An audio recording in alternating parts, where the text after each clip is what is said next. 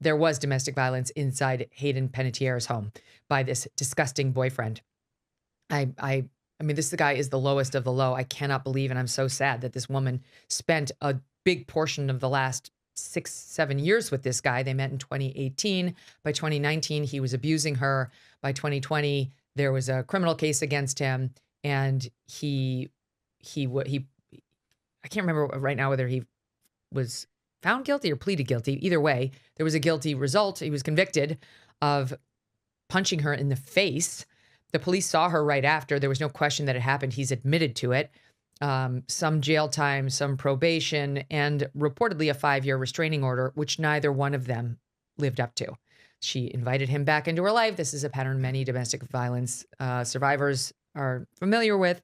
And now the reporting on this case has just come out that the DEA is now involved in investigating where those drugs came from, that she reportedly had like a suitcase full of drugs with her, that there's a new report out today that 3 months ago when she was on her media tour, like, this is my victory moment, I'm together now, she was doing drugs then, that she tried to order whippets. Yeah, she was doing weird drugs. Nitrous oxide? Yeah, I mean... Isn't that what you get at the dentist? Yeah, that's like it's teenager, high school stuff. Yeah, when you were kids, you'd put it in a balloon, and it's almost like sucking the helium. It'll talk like this. Yeah. And it lasts for like 60 I never seconds. got high off that. I've done that to my It's face. really fast. It makes your head very light. It's a 60-second... I think we're too old. We're not the right demo. But clearly, Megyn, to your point, my law partner is retired Judge John Leventhal. He was the first domestic violence judge in the United States of America 30 years ago now, where we didn't really know domestic violence because common sense would dictate if anyone punches you in the face, you're not really going to hang it. Maybe it's your brother or your sister, but besides that, you're going to get away, especially if you have means. Like a lot of women get trapped because of the finances, right? They can't leave. Or children. There's a child, right? There's a child and then the finances but there is a psychological aspect to this where you get this locked in, and sometimes the women snap, and we have created a defense to murder called battered woman syndrome. There's a whole TV series called Snapped. Right. Yeah. I've been on it. I have. I'm like, well, not me, but my client has been on it. But yes, and it looks like that's what happened here. This woman had the means. She had the means to escape, but I guess it's the combination of the domestic violence, PTSD, and then the drug addiction, sadly, tragically led to her death. Yes. Okay. Now, Debbie Murphy tells me via WebMD, whippets or nitrous oxide are popular inhalant drugs. You may also hear them referred to as whippets or whippets. It's the same thing. The drug gets its name from whipped cream aerosol canisters that people open to misuse the gas inside. Nitrous oxide cuts off oxygen to the brain, creating a euphoric high that lowers your mental and physical pain. All right. So I'm still not clear on how it differs from like what they give you at the dentist, but okay. I've never had it at my dentist, but I've told my eyes, once I had a laser done on my knees. Ashley, you appreciate this. You know, when you age, your knees? Yeah, your skin starts to sag around your. Oh, yeah. Crickets, and Megyn. I didn't want sagging skin on my knees, so I had this laser procedure done, and they gave me the nitrous oxide. So 2 things. The nitrous oxide only works very briefly. It works like for like 15 seconds. Uh-oh. Think about this. In 2006, $20,000 equaled roughly 33 ounces of gold at spot price. At today's prices, those 33 ounces would be worth about $165,000. That's why many smart Americans diversify a portion of their savings into precious metals. And that's why you should consider buying gold from Birch Gold Group. For thousands of years, gold has been a store of wealth. And today it's a crucial part of any balanced strategy. Even better, Birch Gold can help you convert an existing IRA or 401k into a tax-sheltered retirement account in gold. Just text MK to the number 989898 to receive your free info kit on gold. There's no obligation, just useful information. With an A+ rating with the Better Business Bureau and tens of thousands of happy customers, let Birch Gold help you diversify with gold. Now that's peace of mind. Again, text MK to 989898 today. And secondly, that laser procedure worked, man. Really? Because the knees look so good after, like... What would your nana say about you getting your knees lasered? Hey, why not? She called me a stupid jackass. She said it, not me. Nana said it, not me. I'm Your just saying, knees. this is the only time I had the nitrous oxide, which I think is what you had. Anyway, whatever. I digress. So Now the DEA is involved, and this to me spells serious trouble for this boyfriend who was with her along with his brother when she died. And by the way, the reporting yesterday, we didn't do a show on this yesterday, was that they didn't call 911 to report that Hayden was there dead until 1:50 in the afternoon. And Brian, the boyfriend, was still asleep. Yeah, it was the brother. According to the reports. Okay, so you're asleep at 2:00 in the afternoon. You're doing the drugs too, in my opinion. That's what's likely to come out.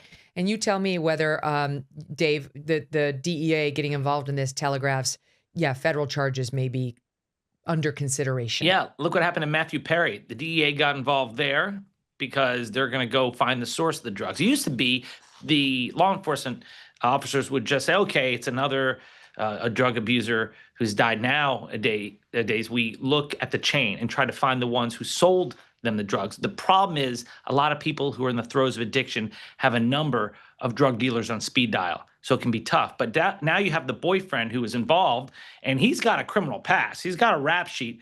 And so I think there's a lot more to it. I don't think this will be the end of this investigation. And one more thing, Megyn, maybe you wouldn't have had saggy knees if your mom hadn't smoked during pregnancy. Once again, back to my mother's decisions. I mean, most of us born in the 70s have a picture with our mothers with their big pregnant bellies, like resting a martini glass. Yeah, or with a cigarette in their hand. With a cigarette. With a cigarette in their hand. Makes you stronger. Makes you stronger. Yeah, that's right. Exactly. So, you tell me, Ashley, would you be worried? I feel like this guy's defense attorney who represented him in his domestic violence cases is probably calling him saying, keep your mouth shut. Oh, yeah. Don't talk to the feds. Don't be helpful. Definitely. And there was a report just yesterday that cops were seen. They're now, I guess he and the brother are reportedly now staying with their mother, like their family of origin, Betty Ellison.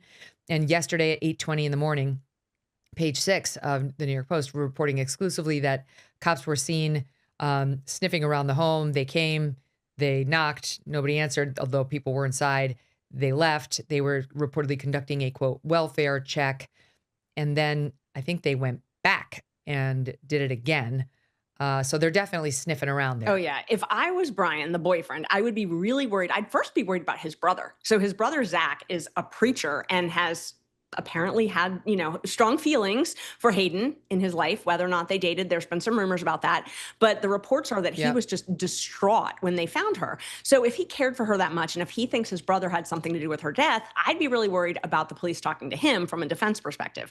I'd also be worried about the DEA poking around because they're strong. And the DEA, when they start asking questions, people start talking. People get real scared. And so if he gave her these drugs, he had to get them from somewhere. He didn't make them, he got them from somewhere. And folks are willing to talk when the feds come knocking.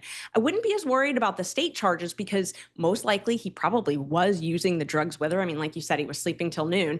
And there's actually defense in Tennessee state court if they had their own statute that you can be prosecuted if someone dies. South Carolina. Yeah. Oh, I'm sorry. Yeah.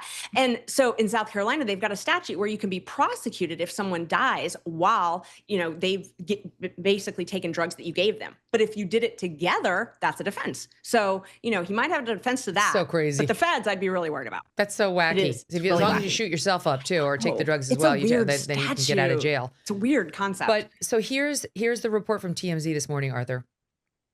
Police are not satisfied Hayden Panettiere's death was a tragic overdose of prescribed meds because they are trying to determine if there could be criminal conduct behind it.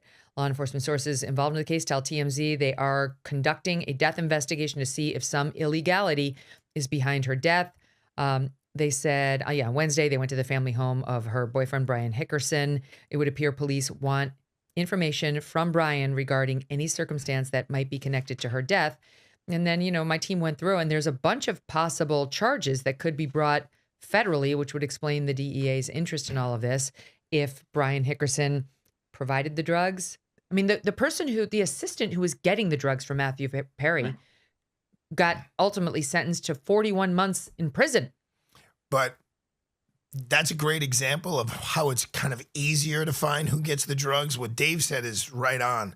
A lot of these guys, unfortunately, I've been involved with deceased families as well. They want answers, right? And then when you eventually get into their phone, there's like 8 numbers, there's 10 numbers. And yes, you try to go back and see, but then how do you prove, well, the drugs he got from John on Tuesday, and then he got drugs from Jose on Wednesday. How do you know which drugs he took and which ones had fentanyl and which ones didn't have fentanyl? So as a prosecutor, Dave can tell you, it's very hard to eventually prosecute someone. With Perry, it was that all of those different drug dealers were going through one person, right? There was a bottleneck, and it went through them, and you were able to much more easily prove he's the guy who actually handed them the drugs. But I got to tell you, Megyn, like, I don't know if I ever, and I'll ask Ashley and Dave, overdosing on whippets is like not something I don't even think it's I bet possible. that wasn't it. Yeah, I mean, And by I think the it way, the causes report- brain damage before death. The report about that May ingestion or attempted ingestion of drugs said it was both whippets and alcohol, which she also shouldn't have been having if she was a recovering alcoholic, as she was portraying. So it was multiple attempts to imbibe something, some sort of substance, to, get a high at a time when she was on this book tour. Thanks for watching this clip. If you're new here, subscribe. We got a whole lot more goodness where that came from. Would love to hear your feedback. You can email me too, Megyn, Megyn, at megynkelly.com, or just leave a comment below. But join the community by becoming a subscriber. We really, really value your input and your support. We may not always agree, but we are always going to talk about it and respect. No BS, no agenda, no fear.